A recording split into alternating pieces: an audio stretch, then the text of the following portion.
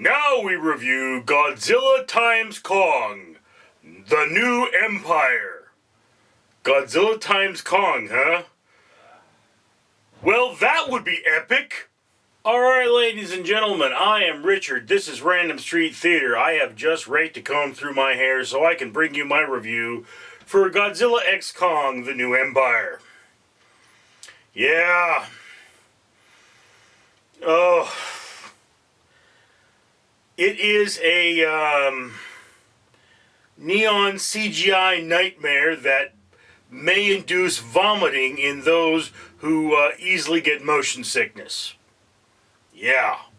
Alrighty, so for every 1,000 subscribers I get, I do purchase one of these bracelets from the company 4Ocean. 4Ocean pulls a pound of trash out of the ocean every time I do that. If you'd be so kind as to comment, like, and subscribe, you'd be doing your part for a better world. Yada, yada, yada. None of you care about a better world. I'm going to try this right now, okay? Okay, beginning of the video, so I know you watched it. If you care about a better world, write better world in the comments. Do that. No? Okay. Anyway, so Godzilla x Kong starts off with King Kong has an infected tooth. I mean, he's living in the underworld, being the king of the Kong. He is the King Kong, and there are creatures out there that are causing trouble. You know, and you see him pick one up and rip it in half, just like that scene from Prey, you know, the Predator movie, and he gets covered in goo, and then he tries to eat the thing, and he's got an infected tooth, right? And Godzilla, he's on the surface, being Godzilla, protecting us from the world as opposed to being a walking metaphor for a nuclear disaster. So that's a little weird. But anyway, so the result is Godzilla x Kong Frozen Empire, or New Empire, or something with an empire in it. So you've got these two forces. So we have this kind of pointless scene about Kong needing a new tooth. And it feels like it's there to pad the runtime, okay? And then the movie starts. The movie starts with Kong finding out that there are other apes. I believe these apes are somewhat more closely related to chimpanzees than him, which is a mountain gorilla. And they have an empire. They're nasty. They treat each other like crap. And Kong is the nice and helpful. He is the Superman. He is the choir boy. He is the epitome of good in this world. And there is an epitome of evil. Obviously no match for Kong without weapons, kind of a monster. And he keeps as a slave or a pet or something a Ice Godzilla sort of a creature. I mean, like I say, CGI nightmare. And the point is they're going to fight, right? And there are some humans running around in there.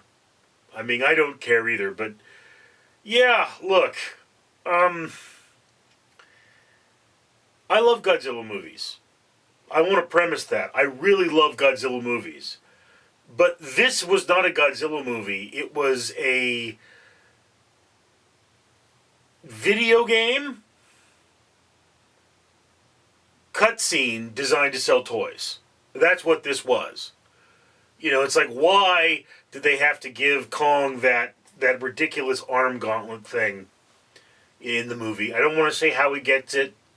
It's kind of a spoiler, and it's just way too convenient. But that's the thing, is that, you know, why do they give that to him? Well, because this means that you can sell a different Kong toy. I mean, it's ridiculous. He's a Titan. How is it that any form of metal at all, can be as tough as Kong? It just doesn't make sense. If Kong's flesh was like the flesh of any other creature, it would rip right off his bones as he walked. I mean, it's just... So yeah, look, this is a supersized American version of the Titans, of the kaiju from... And them being the supersized American version of the kaiju, they're more ridiculous, and they have less craft to them. I mean, look, the Godzilla costumes over the years have been pretty bad. The man in the suit version of Godzilla has been cheesy and low budget, but they always had a charm to them. These don't have that charm. So, yeah, it doesn't really look like we Americans can create a Godzilla / Kong movie with the same heart and perseverance. You know, there are a lot of characters here. I couldn't tell you. I know they're from the last movie. I couldn't tell you who they were. I don't care. This feels like it wanted to be a miniseries that was maybe 6 or 7 hours long. And I mean, like, you could have cut the humans out almost entirely, and you would have still gotten the same movie. You wouldn't have had the same narration or people, like, telling you what's up, but, you know, that really doesn't mean anything. And it feels very Roland Emmerich with the destruction of monuments and things, but, yeah, look, Godzilla Frozen Empire is one of those things that, because it's such a big movie, it's smack dab in the middle of the watch list. There is no way I would have not watched this movie. And there is almost no way I'm not going to watch this movie again at some time. But, you know, if you have nothing better to do than to watch a movie, this is the one to watch. If you have something to do like watch a good movie, that's the movie to watch. Middle of the watch list, very much just a meh movie. It's there to sell toys. It is the Batman and Robin, or is it Batman Forever? I forget. The one with Bat Butt and Bat MasterCard of Godzilla movies. I think there are worse Godzilla movies out there. It's just, you know, this one's not good at all. Anyway, that's just my opinion. I'd love to hear yours. Down in the comments below, I am Richard. Greetings, humans! Your old pal Randall here again, reminding you to comment, like, and subscribe. You see, I got my bracelets from Ferocian, and I got another medal from the Conqueror. Yeah, look at that, see? See? That's got an Easter Island head on it. Because if you can't afford to go to Easter Island, you can go and walk Easter Island virtually by going to the Conqueror.